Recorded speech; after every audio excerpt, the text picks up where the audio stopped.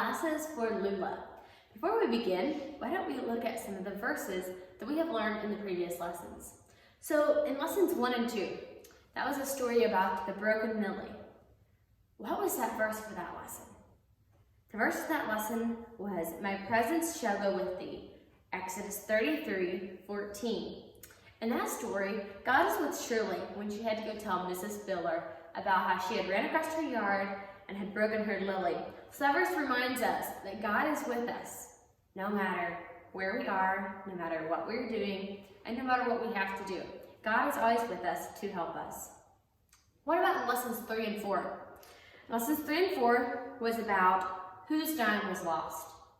The verse for that lesson was, "Provide things honest in the sight of all men," Romans 12:17. Put yourself in Toby's shoes for a second.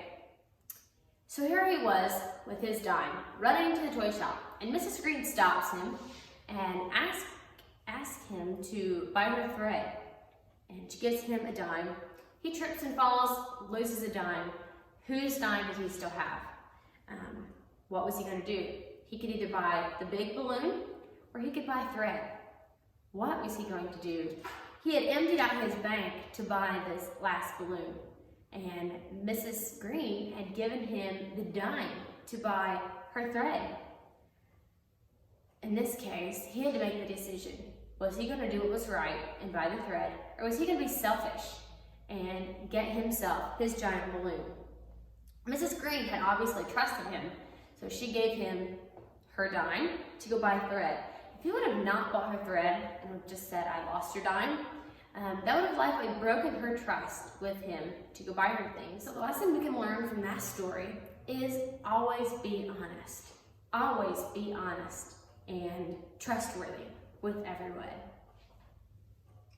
Today we have the story about glasses for Lula.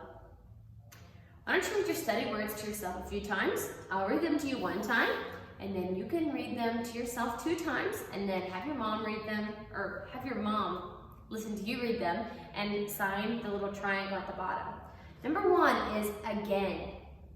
Number 2, eyesight. Number 3, grandma. Number 4, hardly. Number 5, hurry. Number 6, knitting. Number 7, knocked. Number 8, later. Number 9, through. And number 10, visit. Read the study words to yourself, and then let's go on to the next part. Silent letters. So we learned about silent letters in language a while ago, but today we're going to review it a little bit in reading. Many words have silent letters. When a word has double letters, we say only one of them. Sometimes the letter K and GH are silent. So, in your box of study words, it has some letters in there that are silent. So in part A, it tells you to write the 2 study words with the silent K. So you look through your study words and you find 2 words that have the silent K in them. Part B, write the 2 study words with silent GH. So you look at your study words again and find the 2 study words that have GH that are silent in them. Part C, underline the root word, circle the suffixes.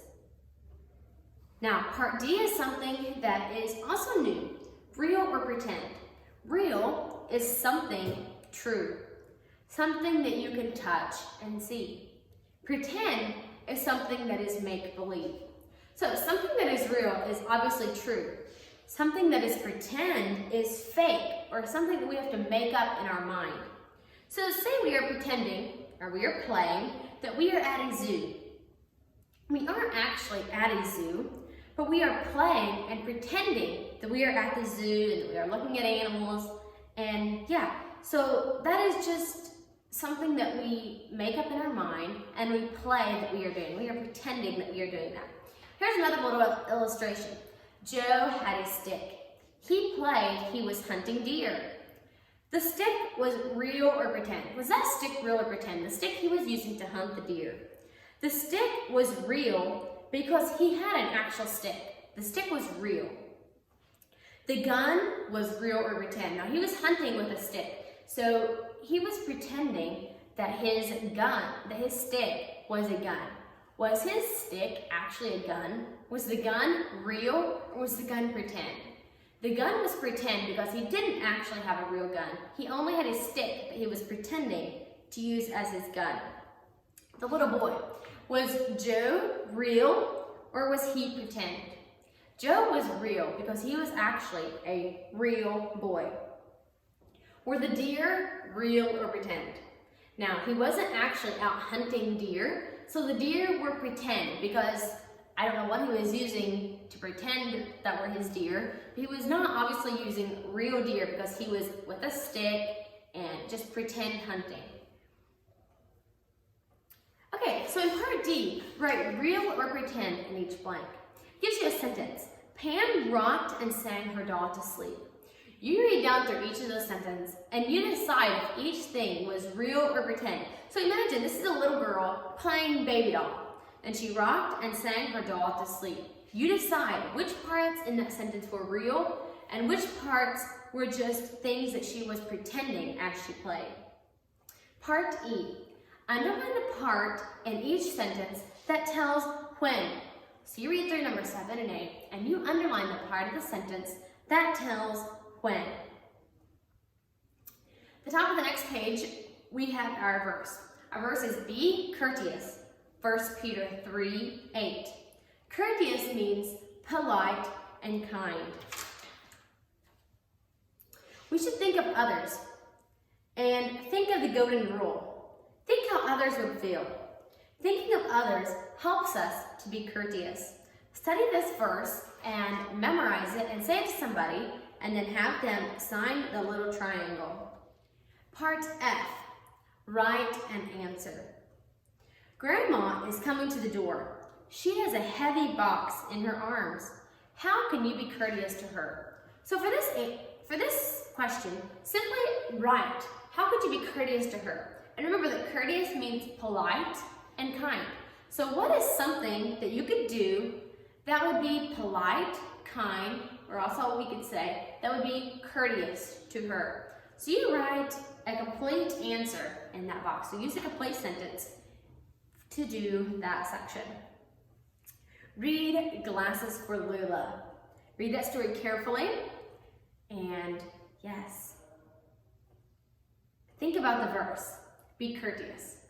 How does that verse apply to this story? How was somebody in this story courteous? How are they taught to be courteous? How does this verse apply to this story? Part G, we remember. In the box, write the letter of the Bible verse that Jack should remember. So on number 10 there, it gives you a sentence. Jack was afraid to feed the chickens after dark. Which verse should he remember in that kind of scenario? Should he remember A, provide things honest in the sight of all men? Or should he remember B, my presence shall go with thee? Which of those two verses, A or B, should he remember when he's supposed to be out feeding the chickens and it is after dark? Okay, I think that is all I have for reading class.